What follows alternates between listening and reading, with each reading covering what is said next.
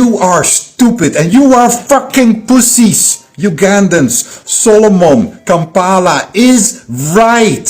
You are chicken scared and you refuse to act. And I'm especially addressing those stupid pussy Ugandans in the diaspora that refuse to join demonstrations, although it's perfectly safe here to demonstrate.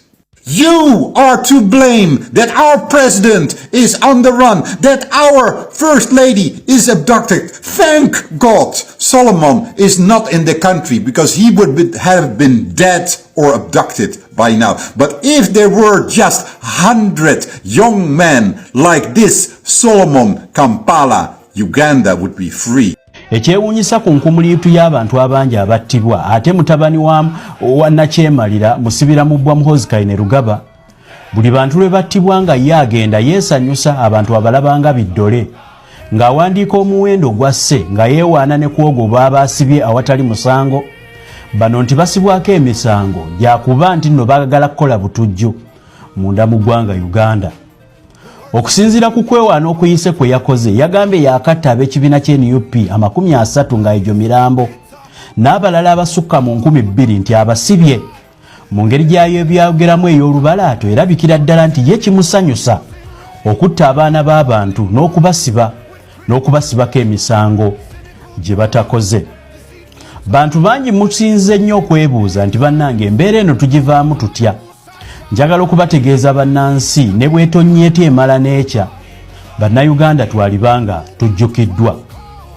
Munda mu ggwanga erya Amerika gye nzija amawulire genziza obbawa mu pulogulaamu eno, gavumenti ya Amerika emaze okulangirira nti yalimenyawo endagaano zonna zeyina n'eggwanga Uganda eza security, ng'erumiriza nti zino zirabika ze ziwaga Muhoozi Kainerugaba okubanga atulugunya abantu ng'alowooza nti tasobola kukwatibwako. Basebo ne banyabo nyine ekiwandiiko kye mbaleetedde, saagala mbasuubiza ebyoya byanswa. Omusajja gwe mulaba oyo gavana w'erimu ku ssaza ly'omu Amerika eyitibwa Idaho, nga lino lyerimu ku masaza agakyasinza obunene era nga mu bifo ebinene likwata kya 14. Erinnya lye ye Jim Risch, Republican US Senator ow'essaza erya Idaho.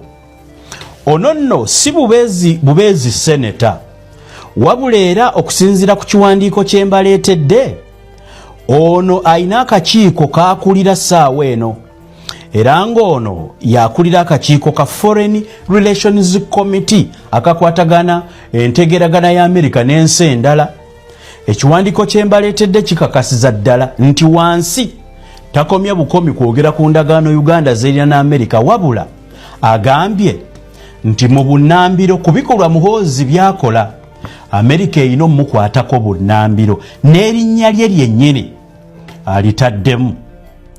Basebo ne bannyabo mu kiwandiiko kino Amerika ekitunuulidde nga Uganda yeefudde katabula, era mu kiwandiiko kino bakiwandiiseemu nti kirabika Uganda etandise okusuubuza obumenyi bw'amateeka nga tekomye bukomi kutulugunya na kutta bannansi oluvannyuma lw'okukozesa ssente ezibaweebwa mu ndagaano ze balina n'Amerika mu security okutulugunya bannansi, wabula esazeewo n'obutabanguko ebutwale mu mawanga agagyetoolodde nga South Sudan. Oyo gwe mbalaga eyo nga sinaba bbala agakiwandiiko, kambabuulireko obutonotono ku bimukwatako. Akwata kisanja kya 3 okubeera seneta w'essaza lya Idaho. Mu bugazi Idaho ng'essaza erimu erya Amerika nene okusinga Uganda, ekitundu nga 1.7 nga 7, kubanga bw'oba obaze land area oba ettaka oba obugazi bw'ekitundu kyakulira kirina square miles 8,13,568, kyokka Uganda yonna bw'oba ogyetoolodde yonna n'ogimalayo erina square miles 7,774,421. Kitegeeza nti ono essaza lyafuga era mbagambye nga ntandika likwata kya 14. Okuva 2009 okutuuka ssaawa eno afuga kisanja kya 3 nga seneta wa Idaho, era nga ono okubwa seneta yabugendako mu mwaka gwa 2009. Ssaawa eno ye ssentebe oba chairman of the Senate Foreign Relations Committee mu Parliament y'e 1019 oba mu Congress ey'ekumi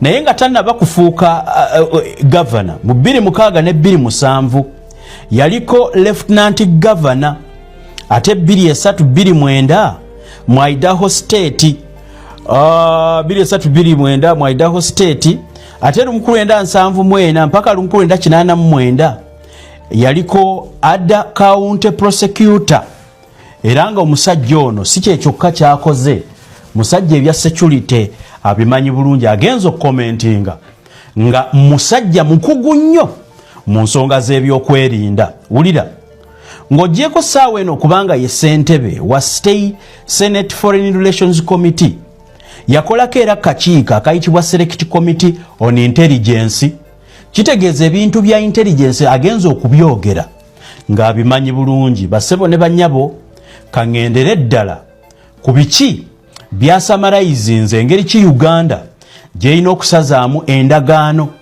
eziwaga muhoozi ekiteeberezebwa nti bwe baba bakola nabo endagaano babaako immunity nti ye tebamuteekeko sanctions oba tebamutunulemu agambye nti beetaaga bunnambiro okumenyawo endagaano ze balina ne Uganda muhoozi asobole okuddamu amagezi basobole omukwatako akomye ebikolwa ebyokutta bannansi kyembalagaawo kiviira ddala ku official site eyitibwa Foreign Relations Committee era nga foreign.senate.government mukutu gwa gavumenti ya United States of America ennaku z'omwezi January.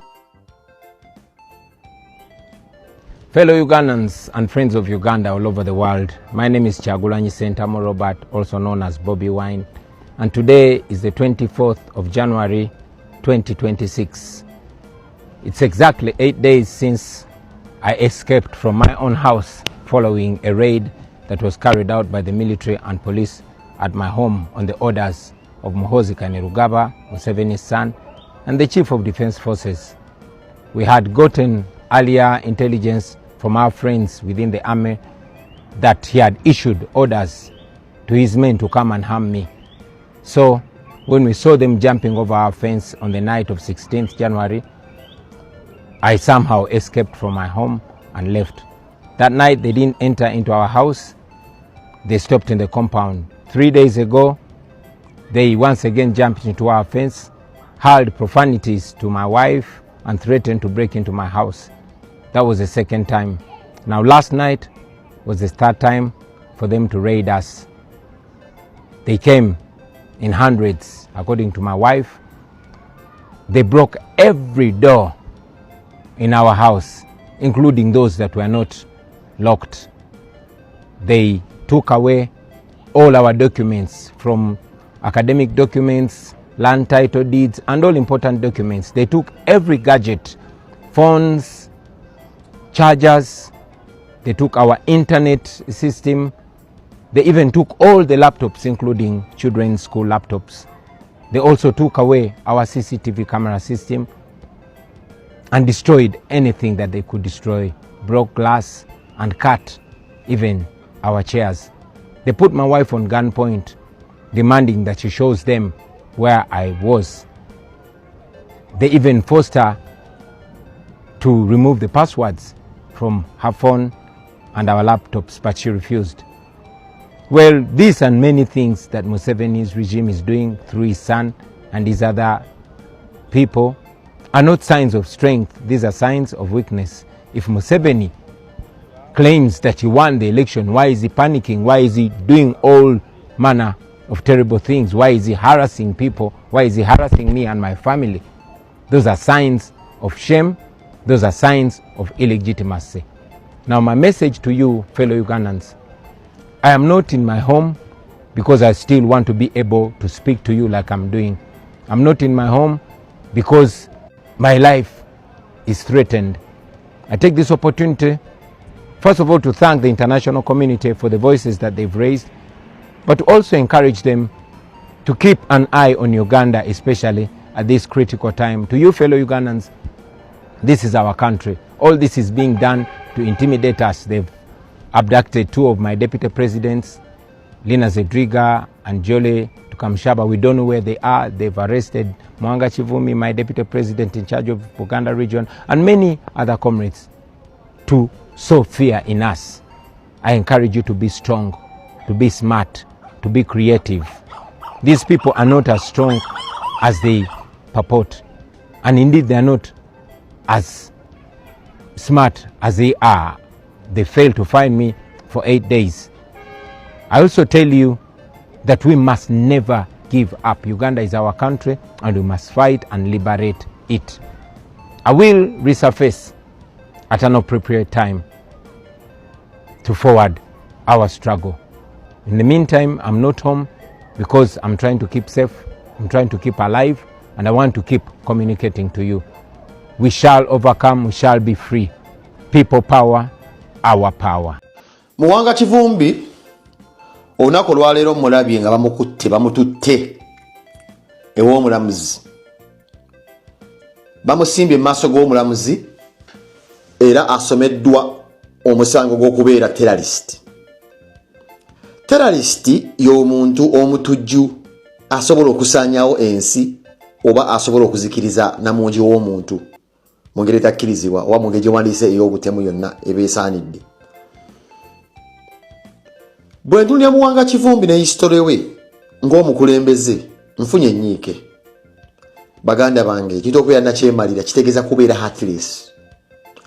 Olunaku olwaleero bwentegedde nti Museveni oli musajja mutemu nnyo ate oli musajja mubi. Bw'otunulira Muwanga Kivumbi n'embeera ze, enjogera gy'ayogeramu, gy'asengeko ebigambo, ne Kabaka nno bambi yali yamusiima, ntegeeza empeereza ye.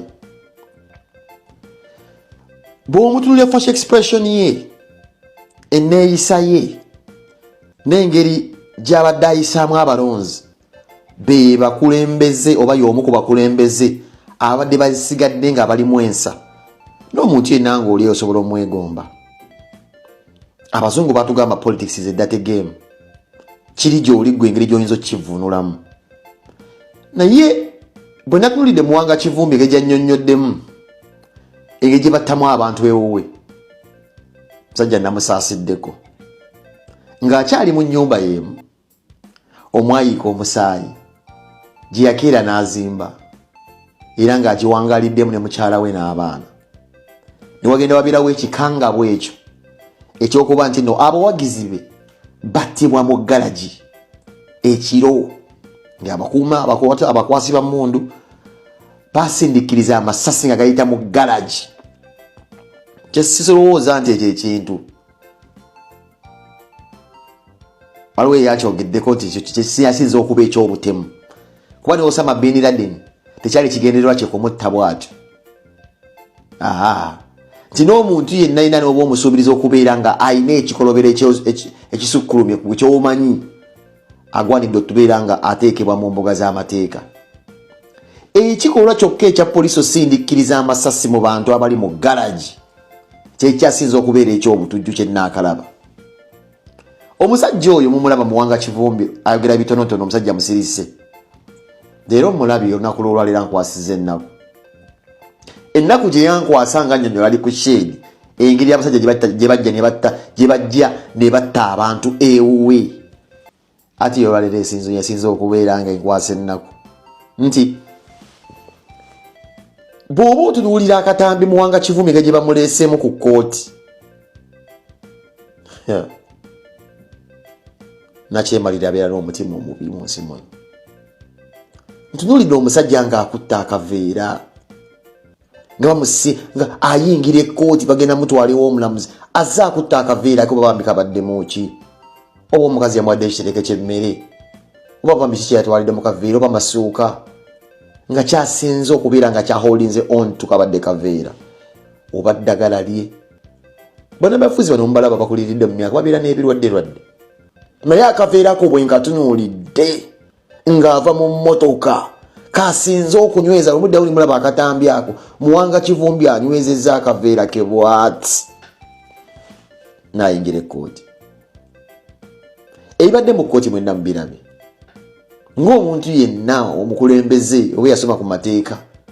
Ekkooti kintu kizibu nnyo, wasinze okunkwasa ennaku bambi ono wagambe ekkooti weyimiriziddwa n'agamba nja kusobola okwogerako ne munnamateeka wange. Ndabye omusajja nga pwita okukaliye weddewo.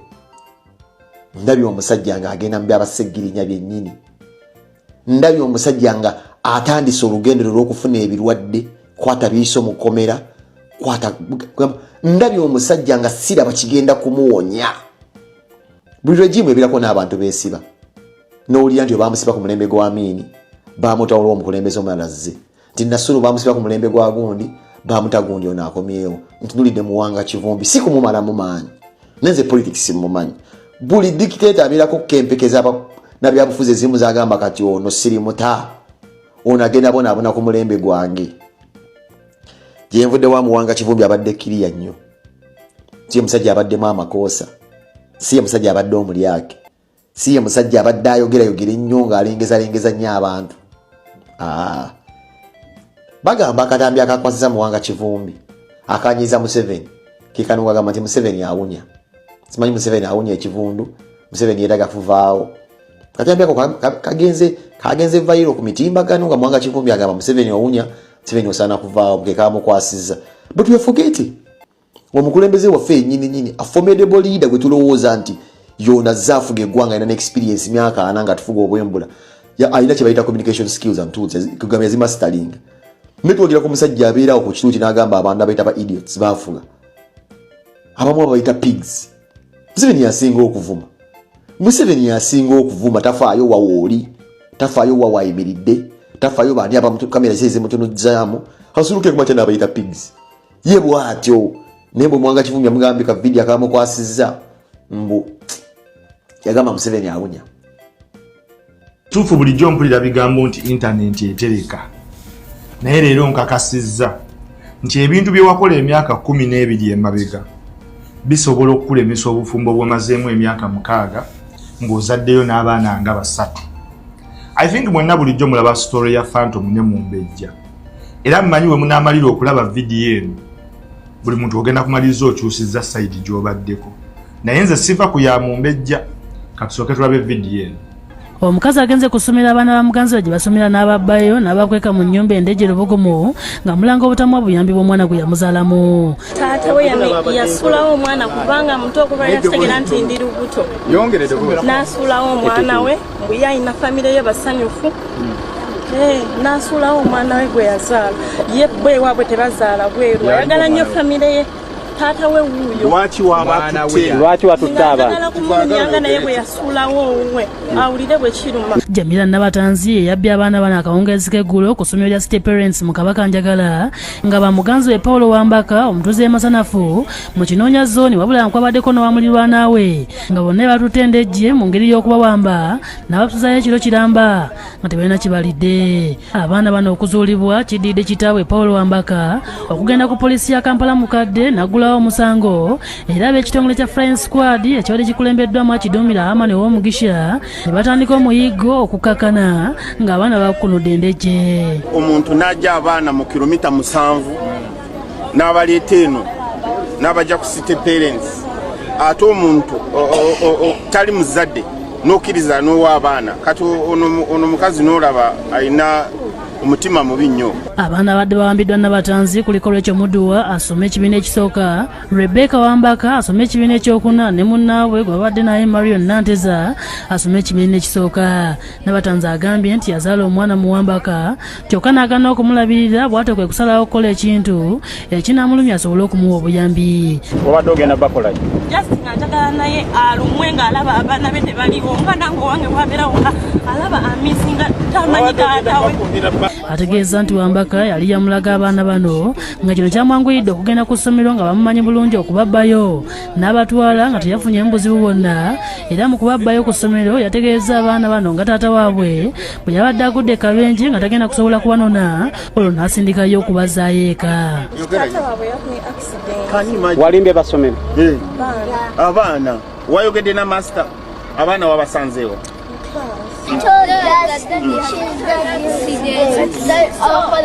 That what? that daddy had got an accident, that today she's the one who was going to pick us.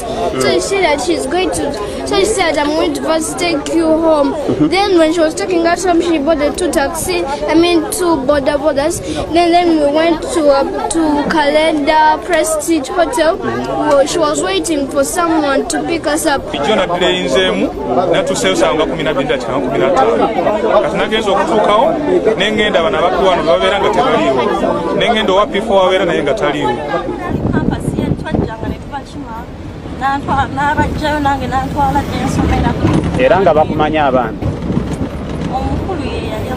Anyonyodde nti olw'abatuusiza Lubugumu yabatutte bamulirwanaawe Goreti Nakazi n'amugamba abasuze n'anamuwa ekiragiro obutakkiriza kufuluma nnyumba ng'obudde bukedde kubanga yali tayagala abantu abalabe nga bambadde yunifoomu z'essomero. Kati ono wajjidde n'aŋŋamba saagala baana abo bakole ki bafulume saagala bafulume omulundi n'ogumu. Wabula Wambaka yeeganye Nabatanzi ntabeeranko muganzi we ng'amwesibako bwesibi tamumanyi ekitabudde ababaddewo ne beewuunya engeri omukazi gy'ayinza okuwa amatuka erina jja. Eyo ye Uganda. Nsigadde nzero yawamu mbejje ekyamuliibwa. Nammwe abali mu Dubai nyongera obajjukiza nti Sula Events ku Yidi eno abategekedde kye bayita Desert Safari okuyingira zijja kubeera ddira mu 12 zijja kubeera Mills 2 ogenda kuba n'omukisa okugenda mu rides ez'enjawulo. So buli awangalire Dubai olunaku olwo tulwetegekere.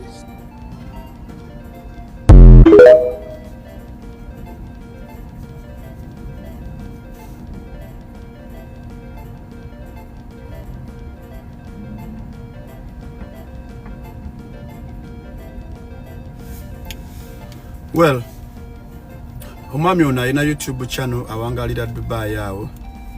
Muganda wange. Bono malo kola video zino zonkolamu zonna ogenda kuzzaako ki. Ofubye okulaba nga ozimba YouTube channel yo ononya bakufollowing naye ogenda kuzzaako ki muganda wange. Masanyalaze nga kuwadde nga bw'ogaagala naye ogenda kuzzaako ki. Temugenda kukyusa ndowooza yange, temugenda kukyusa Phantom, era nammwe abafeera balina kampani ezitwala abantu ebenu nga mulowooza mugenda koosa guno omukisa. Aga Katonda mugulu ate bongera boonoonera. Nsiriseemu busirisi kasi naye ngenda kudda. Sobola kuva ku bafeere batwala abantu bweru nga bayaaye, sobola kuva ku ki. Kati mukipikamu ssente mukola ekisoboka kyonna bansalire bu video bakole ki. Kati ate muli mu kuyiwa mu mafuta mazzi. Petrol twamuzikiza na mazzi.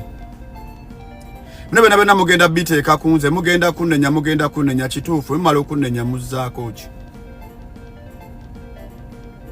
Bangi mwenna muyina abakyala naye nga neewaabwe tomanyi yo nga tomanyi bimufaako. Ate bangi era mwebaka ku bakazi nga tonoonyereza gy'ava. Kati omuvubuka ono baali Dubai gy'akolera TikTok ze. Muganda wange njagala onkolemu video buli kisoboka zonna ozite. Nenjagala okugamba ogenda malo okola video nenze ngenda okusigalako ng'ate ku internet. Tata, ogenda kunkola mu video zonna ozikole, nengenda sigala nga nze ndi ku internet. Simanyi gy'ogenda kunzira muganda wange. Kana akaseera nakawaddeyo nga ka moment of silent. Ogenda kunkola mu video zonna. Nemanya nti nyina come back gye nzijjamu part 2. Nze nsirise buli ankola mu video era nzino tusinga bwe kimu nkiwandiika wansi. Muganda wange, olina YouTube channel sicho, oyagala kugizimba ekole sicho, njagala ogizimbe nkuwadde period eno nayo zimba TikTok yo zimba YouTube channel yo, naye nkulayirira nkomawo part 2. Simanyi gy'ogenda kunzira taata. Eno nayo na week njikuwadde nkolaamu video, buli kimu nkuwadde nkolaamu video. Nze stories zo nzize nzigoberera. Zoteeka ku YouTube, stories zo nzimanyi. Byozoteeka ku YouTube byozokola. Mwe mugenda kuddeyo mutandika okugenda mwagala okwogerera naye mbabuulire.